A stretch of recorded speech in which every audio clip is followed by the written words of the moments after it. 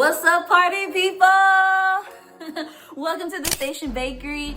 Today we're going to be doing a Q&A. I dropped this post here and I asked you all to ask me some of the questions that you want to know and that you want to have answered, and y'all came through. Y'all came through with the questions. So today I'm going to answer them. Let's get into it.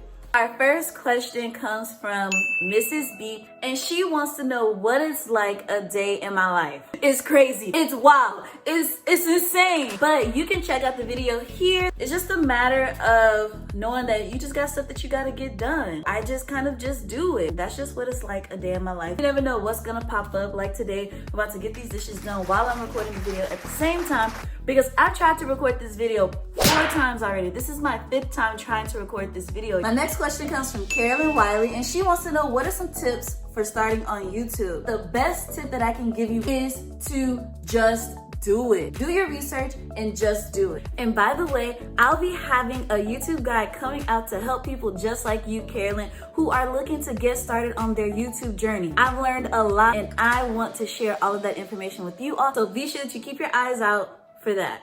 The next question is from Maria Angelo. What are some of my best-selling products and how do I advertise them? Cookies. Nope. Cake balls. No. Hot chocolate bombs.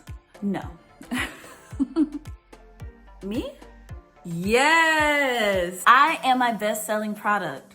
But that's a whole nother video for another day. The true answer to your question that you're asking for my best-selling product is, drumroll please, cakes. Cakes are my best-selling product. We never post about cakes. We don't see cakes on your Instagram. We don't see cakes on your TikTok. We don't see cakes here on YouTube. I quit posting cakes. I was noticing that I wasn't getting as much engagement from you all, but instead y'all were more interested in my treats. So that is what I have been focusing on. But I am gonna start posting my cakes again. I have like a whole portfolio loaded up of all the cakes that I've been doing these past few months that I just haven't posted because y'all weren't really interested in it. Well, how do you advertise them? It's a secret, but I'm gonna let you in on it. So come close, come close. I don't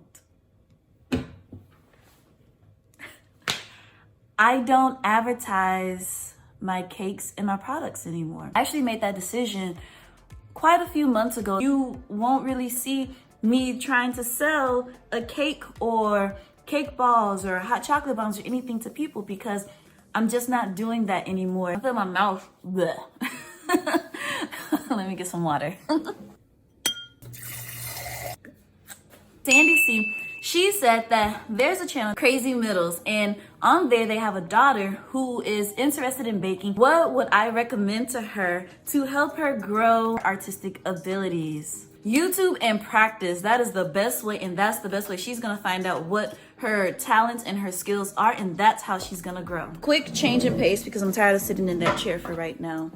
But the next comment, it wasn't really a question, but it's more so a comment that they left, and I would like to share that with y'all because I think it is so sweet. I get some of the best comments from you all, so I just want to share this from Valerie Forcine. She said, happy birthday, enjoy.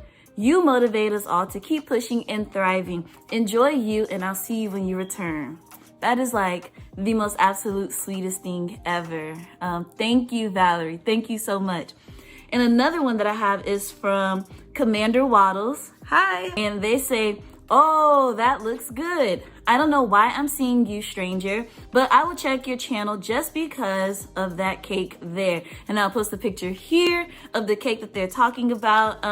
Thank you so much, Commander Wallace. I hope you liked what you saw and I hope you subscribed. And if you did, drop me a comment below to let me know that you're here. This is from Kay, and she said she's a cottage baker. If you're a cottage baker, go ahead, hit that thumbs up and leave me a comment letting me know that we got the Cottage Baker Squad in the building. Go ahead and do that. Go ahead and do that. Okay, no, I don't like the lighting over here. I'm gonna go back to the kitchen. And ignore all of that. As you saw, I was trying to multitask and clean and do it at the same time, but it just wouldn't make sense. Wouldn't be able to hear me over the dishwasher. So this is from Kay. She said that she's a cottage baker and she wants to know, is an LLC or DBA worth pursuing? Yes and no. hear me out. Before I fully answer this, let me just say, I am in no way a lawyer, an accountant, none of that professional jazz. I'm here just simply sharing my experience. Not take this as any sort of legal or professional advice. I'm just gonna share with you my thoughts and my opinions, okay? Okay. Yes and no. Yes, you definitely should have an LLC and a DBA, especially if your law requires it, okay? Let's not try to work our way around the laws and stuff. If your law requires it, yes, do it. If you are actually trying to run an actual legitimate business, yes, do it. If it's not something that you really know right now that this is what you want to do and pursue, like if you're just starting out, then just chill. Just chill. Unless your law requires it, then don't chill. Do it. Just my thoughts. That's just my thoughts. It's just my thoughts. You really have to weigh your situation and your business setup. I hope that helps. Next question comes from Tilly221. What's up, Tilly? She wants to know, when did I start my business and how much have I grown since? Ooh, I love to talk about this. Like, there's so much that goes into answering this question. But I'm gonna try to keep it short for y'all. I started my business, it was actually 2 years mid-March. Like, around this time 2 years ago is when I started my baking business. 2 years ago. Isn't it amazing? And the growth has been insane.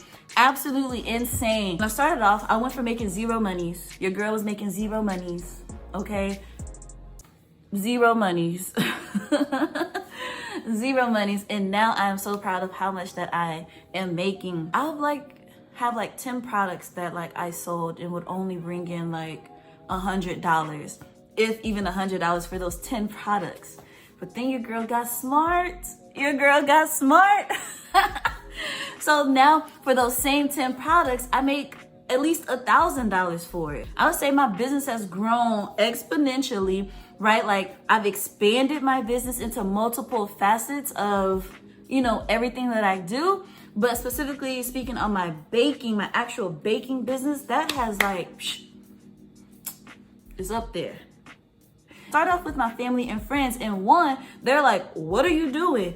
You don't even eat that kind of stuff. You've never eaten that. You've never made it a day in your life. What are you doing? So I had to convince them of what I was doing. If you're new and starting off, please don't be discouraged. It's going to take some time for one, you to hone in your skills, two, to figure out how to market, three, to have people trust what you're doing. Give yourself some time to build up some momentum, and don't be so hard on yourself. I'm so thankful for all of you, because y'all make it possible. Plus all of my customers and all of my clients, like y'all are the ones who make it possible. So thank you. It's not me. It's not me. It's you.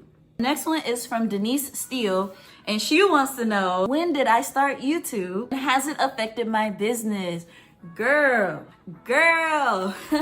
I started YouTube, I believe now it's like a year and 1 month ago. First video, everything. No, I did not have another channel previous to this. Like, we jumped in it, and here we are a year and 1 month later. And has it affected my business? Has it? YouTube really helped my business like skyrocket. When I got on YouTube, all the people who weren't sure of me yet, all the naysayers, YouTube, they're believers now.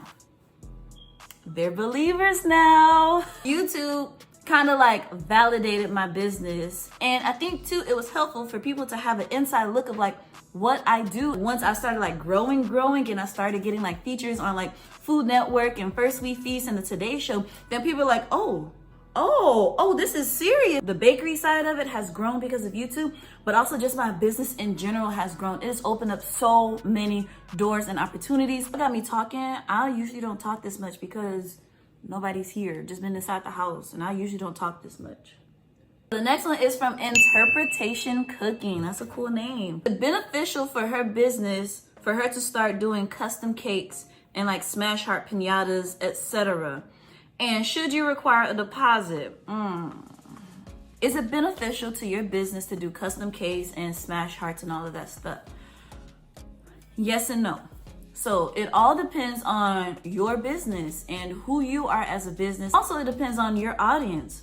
Is that something that your audience and your clientele are interested in. Are they interested in custom cakes? Are they interested in novelty items and treats? I don't know. That's only something that you can answer through your clientele and your audience. For me, yes. Like I said, custom cakes are like my bread and butter. Bread and butter cream. You felt it. They're definitely beneficial, right? And the profit margin on cakes are much higher than smaller novelty items as well for what I would consider to be less work. So those are definitely things that if you're considering them to, try out, test your audience and see if that's something that they're interested in. But I can't give you a definite yes, you should go for it because I don't know. Your people might not be into that. So should you require a deposit? Yes.